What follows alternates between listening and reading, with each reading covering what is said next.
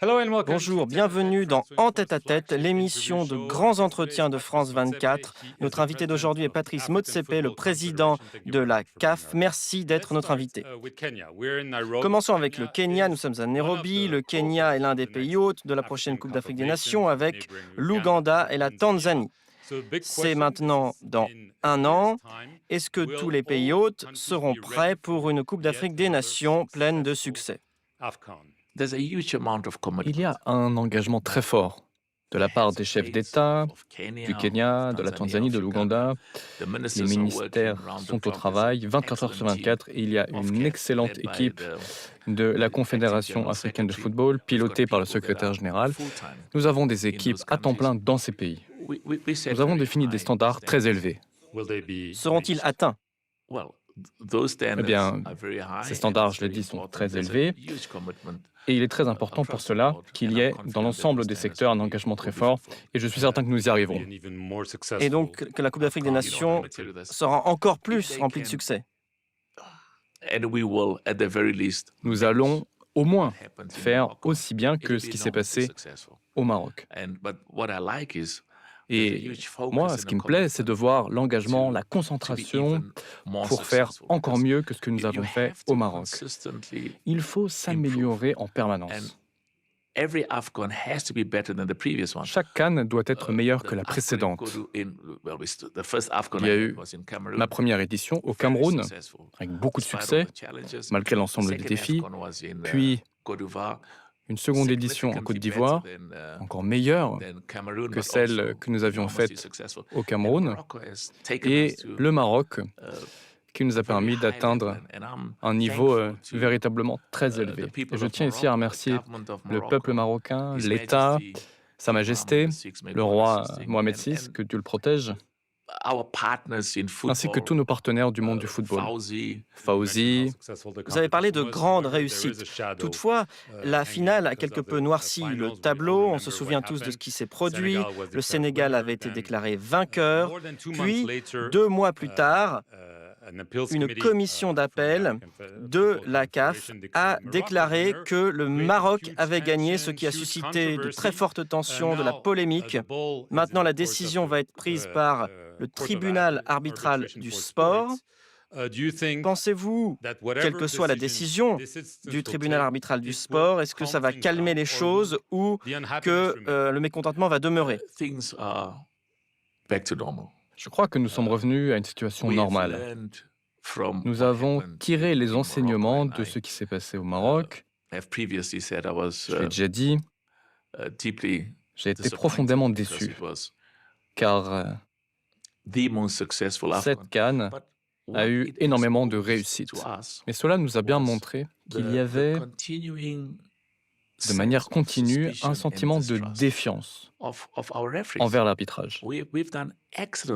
Nous avons fait un excellent travail. En partenariat avec la FIFA, nous avons professionnalisé notre travail d'arbitrage, nos standards, notre qualité, notre expertise vraiment de niveau mondial.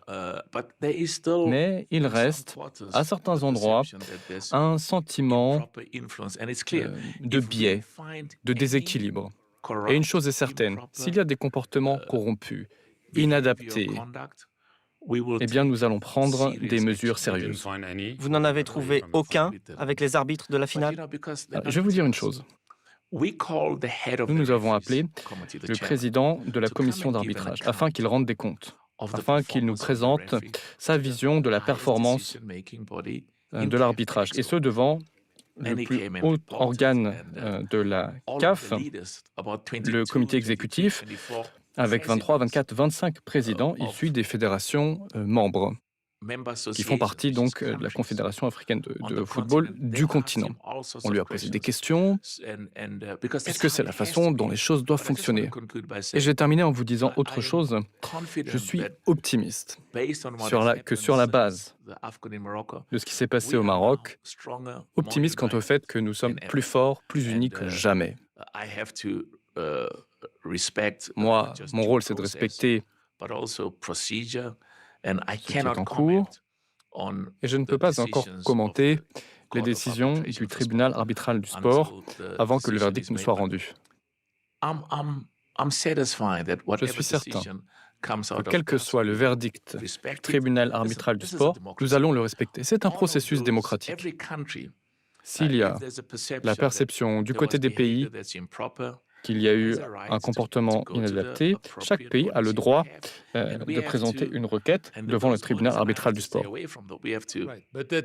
Mais vous savez, il y a de nombreux pays, le Sénégal y compris, qui ont dit que le Maroc devait gagner.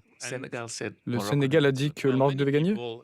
Oui, de nombreuses personnes, des commentateurs sportifs, des membres de certaines fédérations ont dit qu'il y avait eu beaucoup de pression pour que le Maroc gagne la compétition sur le terrain ou en dehors. Attendez, expliquez-moi quelque chose. Pourquoi y aurait-il des pressions de la part du Maroc? Parce que c'était le pays hôte. Non. Vous niez ces allégations? Écoutez, notre réputation est notre bien le plus précieux. La réputation, ce n'est pas ce que je dis que nous sommes. C'est ce que les spectateurs, les fans pensent que nous sommes, en lien avec notre conduite, notre comportement. Et c'est très important.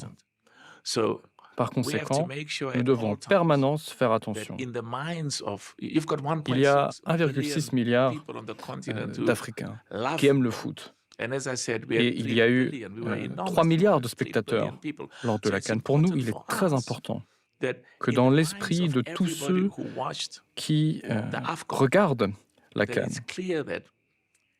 une chose soit claire, c'est que le gagnant gagne car il est le meilleur et car il mérite de gagner.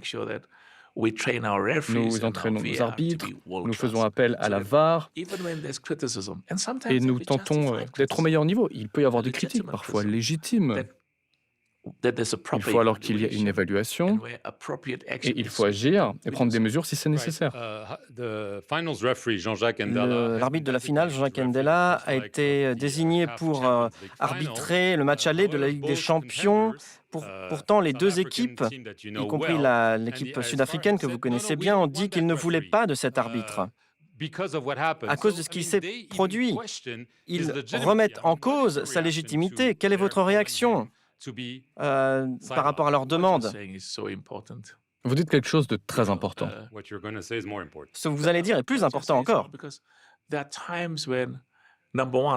Eh bien, d'abord, je suis le président de la Confédération africaine de football. Je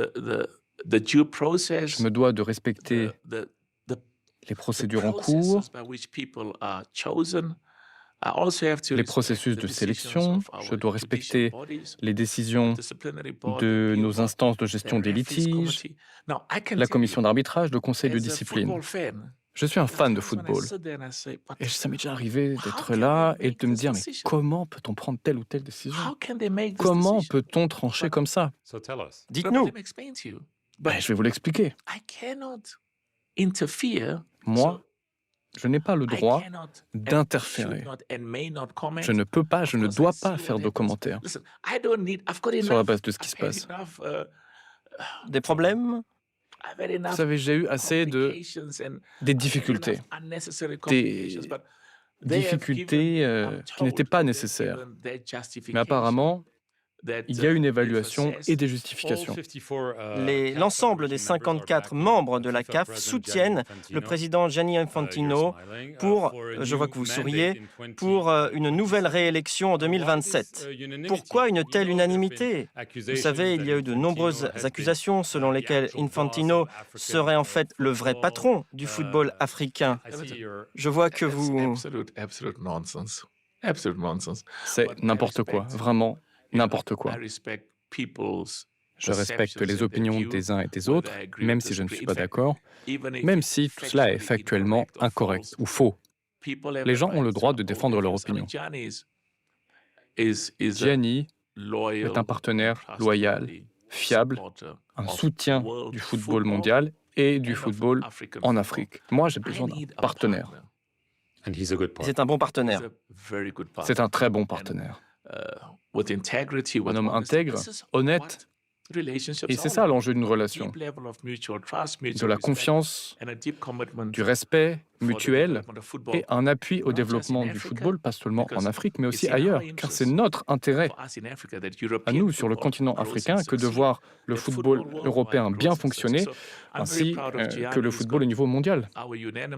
Donc, Gianni a notre soutien, il fait du très bon travail et je pense qu'il va continuer à le faire. Rapidement, donc 10 pays africains vont participer à la Coupe du Monde. Vous avez déjà dit que le Maroc avait atteint les demi-finales précédemment. Êtes-vous préoccupé par des restrictions de visa pour des joueurs, des supporters ou même des officiels de la fédération? On sait que les États-Unis sont très durs. C'est une question très importante. L'engagement de Gianni a été très fort, il a fait du très bon travail. Et la FIFA a fait du très bon travail sur ce dossier. Il y a un engagement total de la part des autorités américaines en particulier, mais aussi des autorités mexicaines et canadiennes. Engagement à accueillir les joueurs, les spectateurs, les fans du monde entier. Est-ce qu'un pays africain va gagner la Coupe du Monde cette année? C'est une célébration. Vous êtes très jeune, vous avez 15 ans de moins que moi. Moi, je suis optimiste. Je pense qu'un pays africain gagnera la Coupe du Monde. Cette année? Nous devons viser haut. Nous avons été en demi-finale, mais il faut dire que ce niveau de football au niveau mondial est très dur. Notre objectif est de faire en sorte qu'un pays africain puisse avoir de la réussite, du succès et devienne champion du monde. Si vous arrivez à ce niveau-là, alors vous avez à la fois du respect, de la reconnaissance, puis vous êtes fiers de vous. Vous êtes fiers sur l'ensemble du continent, auprès des 1,6 milliard d'habitants et de citoyens africains, et aussi dans les diasporas. Patrice Motsepe, je voudrais vous remercier d'avoir été l'invité de France 24 à Nairobi, au Kenya. Merci d'avoir regardé cette émission.